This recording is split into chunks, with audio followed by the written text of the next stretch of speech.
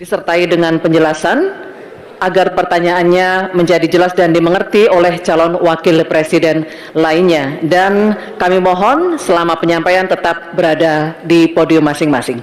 Baik, kami persilakan sekarang calon wakil presiden nomor urut 2 Bapak Gibran Rakabuming Raka untuk bertanya kepada calon wakil presiden nomor urut 1 Bapak Muhaimin Iskandar. Waktu Bapak 1 menit dimulai ketika Anda berbicara. Silakan. Baik, terima kasih Gus Muhaimin. Paslon nomor 1 dan tim suksesnya sering menggaungkan LFP, lithium ferrofosfat. Saya nggak tahu ini pasangan nomor 1 ini anti nikel atau gimana. Mohon dijelaskan. Masih ada waktu, Pak Gibran, apakah akan digunakan?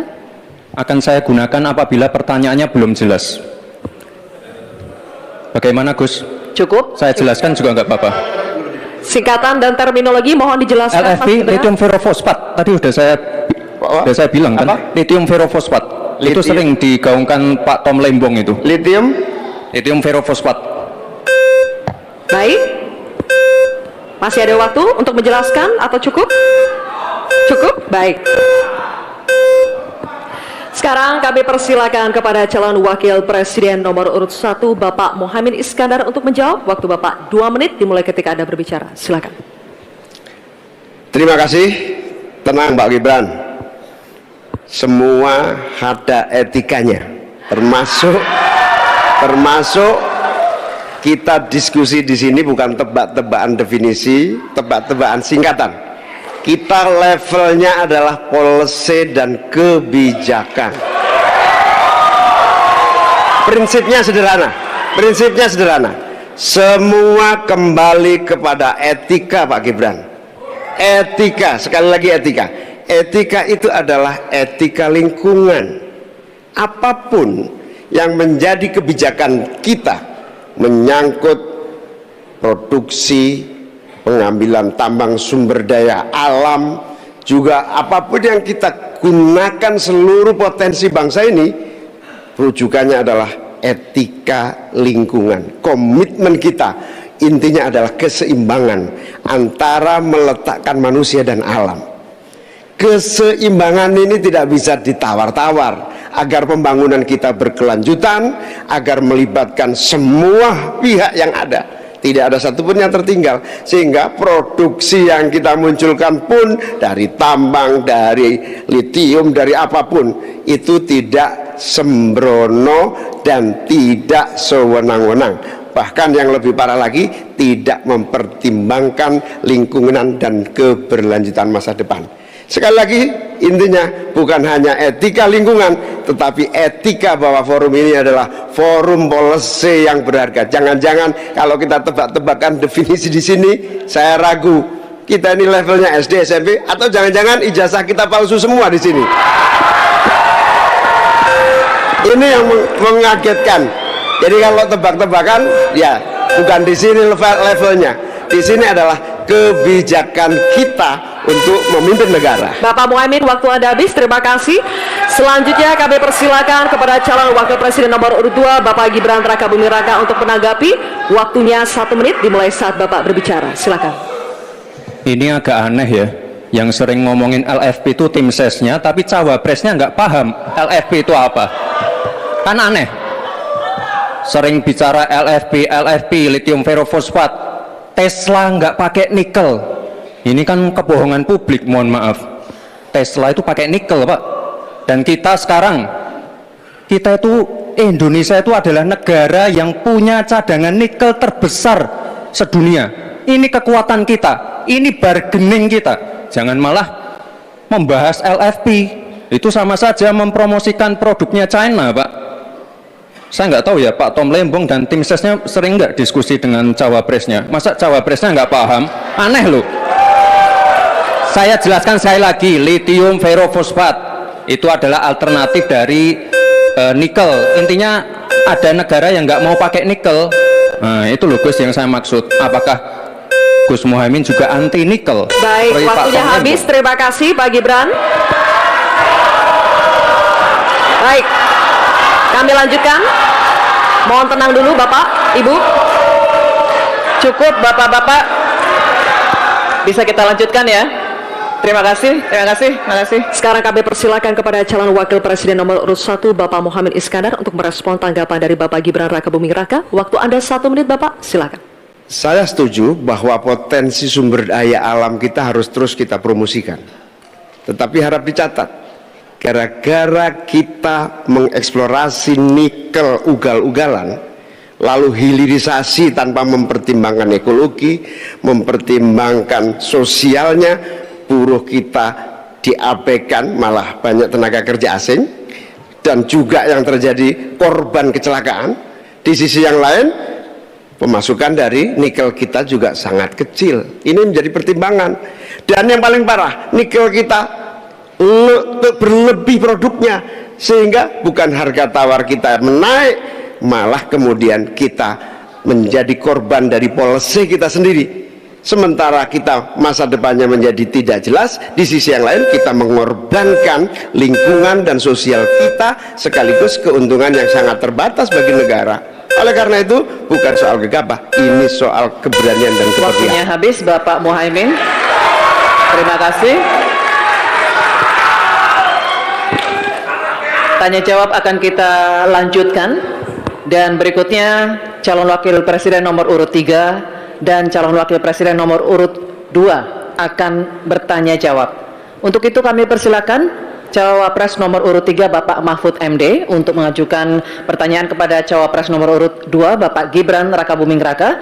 Pak Mahfud, waktunya 1 menit dimulai saat Bapak berbicara. Silakan. Mas Gibran, saya menghormati Anda sebagai calon wakil presiden sehingga saya tidak akan bicara secara menjebak dan receh-receh.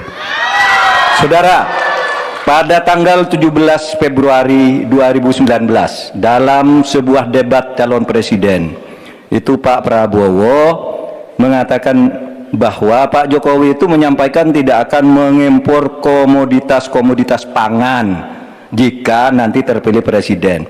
Ternyata kata Pak Prabowo nih, 4 tahun memimpin Pak Jokowi masih mengimpor dan itu merugikan banyak petani. Nanti dicek ya bahwa itu pertanyaan Pak Prabowo ke Pak Jokowi saat itu. Pak Jokowi bilang tidak akan mengimpor. Tapi sampai sekarang kita masih mengimpor banyak. Masih mengimpor banyak. Malah semakin banyak mafianya impor-mengimpor bahan pangan itu. Nah itulah sebabnya apa usul Anda untuk menyelesaikan masalah 5 tahun lalu ini. Ya, baik. Cukup. Ini kami persilakan Cawapres nomor urut 2 Bapak Gibran Raka Buming Raka untuk menjawab. Waktunya 2 menit dimulai saat berbicara. Silakan. Sepertinya Prof. Mahfud agak ngambek ya, soalnya saya sudah 2 kali memberikan pertanyaan yang sulit. Carbon capture, greenflation, selalu dikomenin pertanyaan receh. Ya kalau receh ya dijawab Pak, gitu loh, segampang itu. Oke, masalah pangan, masalah impor. 2019 sampai 2022 kita sebenarnya sudah swasembada beras. 2023 ada impor karena El Nino Pak. Dan ini terjadi di sebagian besar di belahan dunia Pak. Kuncinya sekarang adalah bagaimana kita bisa bekerja sama melakukan ekstensifikasi, intensifikasi lahan di tingkat desa sampai tingkat nasional secara efektif. Pupuk itu kunci. Makanya kemarin ada pabrik pupuk di Fak-Fak. Ini kunci untuk meningkatkan produktivitas. Lalu mekanisasi. Ini kalau tidak ada mekanisasi, produktivitasnya tidak akan meningkat. Ada combine harvester, ada RMU. Ini wajib untuk meningkatkan produktivitas sekaligus mengurangi food loss atau food waste. Lalu tentu saja kita harus menggandeng anak-anak muda. Misalnya di Jabar sudah ada program petani milenial. Ya kita juga harus mengedepankan smart farming. Kita pakai IoT untuk mengecek kesuburan tanah, pH tanah, keasaman tanah, penting sekali itu Pak. Lalu kita pakai drone untuk menyemprotkan pestisida. Jadi memang yang namanya food estate, lahan pertanian itu adalah program jangka panjang Pak. Jadi tidak bisa dijudge sekali panen, 2 kali panen, 3 kali panen. Panen pertama, kedua, ketiga itu pasti tidak pernah 100%. Ini yang petani pasti paham. Baru nanti panen ke-6, ke-7, ke-8 baru akan kelihatan seperti apa hasilnya. Itu Pak, terima kasih dan mohon maaf sebelumnya Pak. Waktunya habis. Terima kasih. Cukup. Cukup. Bapak Ibu, cukup. Baik, kita lanjutkan dulu. Saatnya calon wakil presiden nomor urut 3 Bapak Mahfud MD untuk menanggapi. Waktunya 1 menit saat Bapak berbicara. Silakan. Pertanyaan saya bukan itu. Pertanyaannya itu, dulu Pak Prabowo bertanya, katanya Pak Jokowi tidak mau ngimpor beras. Lalu sekarang faktanya per hari ini catatan datanya harus dibaca ini. Impor kedelai 2 juta ton, susu 280 juta ton, gula pasir 4,1 juta ton, beras 2,8 ton, daging sapi 160 juta ton. Ini hasilnya seberapa dari hasil debat dulu yang tanggal 17 Juli itu? Perkembangannya seberapa? Semakin banyak nih angkanya, semakin banyak impornya, semakin terdiversifikasi juga, diversifikasi juga impornya dari data ini. Nah, oleh sebab itu kemudian secara lebih mendasar saya ingin menanyakan posisi Mas Gibran dengan penuh hormat. Posisi Anda sebagai wakil presiden, bagaimana tentang konsep Trisakti Bung Karno terkait kemandirian ini? Baik. Selanjutnya kami persilakan cawapres nomor urut 2 Bapak Gibran Rakabuming Raka untuk merespon tanggapan dari Bapak Mahfud MD. Waktunya 1 menit Pak, dimulai dari saat Bapak berbicara. Silakan. Terima kasih Prof. Mahfud untuk evaluasinya. Sekali lagi saya mohon maaf jika ada kata-kata saya yang salah. Tapi sekali lagi, ini harus kita evaluasi. Dan kita jangan memberikan narasi-narasi yang menakutkan kepada warga. Intinya adalah program-program yang sudah berjalan sekarang. Nomor 1 dan nomor 3 ini kan kompak. Food estate gagal. Saya tegaskan sekali lagi Pak. Memang ada yang gagal, tapi ada yang berhasil juga yang sudah panen. Misalnya di Gunung Mas, Kalteng, itu sudah panen jagung, singkong. Itu Pak, cek saja nanti ininya, cek saja datanya. Intinya adalah warga jangan diberikan narasi-narasi yang menakutkan. Kita harus optimis Pak. Bapak-bapak ini adalah calon-calon pemimpin, harus optimis. Jangan memberikan narasi-narasi yang menakutkan kepada warga dan masyarakat. Waktunya masih. Baik, waktunya habis. Baik, waktunya habis. Cukup. Cukup, mohon kerjasamanya. Baik. Hadirin sekalian, kita akan masuk ke sesi tanya jawab yang terakhir, yakni calon wakil presiden nomor urut 1 Bapak Muhaimin Iskandar dan calon wakil presiden nomor urut 3 Bapak Mahfud MD. Bapak Muhaimin, waktu Anda bertanya 1 menit dimulai saat Bapak berbicara. Silakan. Prof. Mahfud yang saya hormati, calon wakil presiden, bahwa kita saksikan hari ini 9 tahun terakhir ini ya, kerusakan iklim, lingkungan hidup yang mengkhawatirkan, kemudian bencana ekologis, banjir, longsor, dan berbagai keadaan sulit lainnya terjadi. Ini bukan main-main, ini serius. Nah, kalau mau jujur, kiamat makin dekat ini. Kok dianggap biasa-biasa saja, gimana Pak Mahfud? Karena itu saya ingin menyampaikan data-data penting nih, catatan saya ini. Konflik agraria semakin banyak dan tidak diatasi. Petani kita semakin kurang memiliki hak atas akses lahan. Bahkan banyak yang masih 17 juta di bawah setengah hektar. Ini bukan soal nakut-nakuti, ini fakta yang harus kita atasi. Bagaimana menurut Pak Mahfud? Apakah ini kesalahan visi atau kesalahan kepemimpinan? Baik, masih ada waktu? Cukup? Oke, terima kasih. Selanjutnya kami persilakan kepada calon wakil presiden nomor urut 3 Bapak Mahfud MD untuk menjawab. Waktu Anda 2 menit Bapak, silakan. Ya, data yang disampaikan Pak Muhaimin tadi sudah saya sampaikan di dalam opening speech, bahwa konflik agraria Pak di kantor Polhukam saja itu sekarang 2.587 untuk ini apa? Untuk masalah Polhukam saja, belum yang laporan ke polisi, belum yang laporan ke BPN dan sebagainya, itu bisa puluhan ribu. Artinya data itu saya benarkan dan sudah saya katakan lebih dulu sejak tadi. Nah, persoalannya sekarang, bagaimana kita mau menyelesaikan itu? Begini, dulu di zaman Bung Karno itu ada undang-undang yang menyatakan bahwa tanah-tanah milik masyarakat adat itu supaya diberikan ke masyarakat adat. Nah, pada waktu itu pemerintah itu mempunyai Inspektorat Jenderal Agraria. Inspektorat Jenderal Agraria ini mengeluarkan KINAK namanya, Keputusan Inspektur Agraria, yang menyatakan bahwa tanah adat milik si A si B diberikan kepada masyarakat adat, kepada pemilik masing-masing. Nah, tetapi sesudah zaman Orde Baru muncul BPN, sehingga dikatakan bahwa yang disebut sebagai produk KINAK itu bukan bernilai sertifikat, sehingga menjadi mentah lagi Pak persoalannya, jadi tumpang tindih sertifikat. Pada saat KINAK itu dikeluarkan itu secara hukum sah, tapi begitu ada Orde Baru itu harus bentuk sertifikat dari BPN. Terjadi tumpang tindih, terjadi kasus rempang dan sebagainya dan sebagainya. Oleh sebab itu menurut saya ini harus dibuat kesepakatan bagaimana cara menyelesaikan ini. Selesai. Baik Pak Mahfud, terima kasih. Selanjutnya kami persilakan kepada calon wakil presiden nomor urut 1 Bapak Muhaimin Iskandar untuk menanggapi. Waktu Bapak 1 menit, silakan. Ya, banyak masalah yang menjadi kendala terlaksananya reforma agraria. Salah satunya birokrasi kita, kesungguhan politik kita, kemauan kepemimpinan.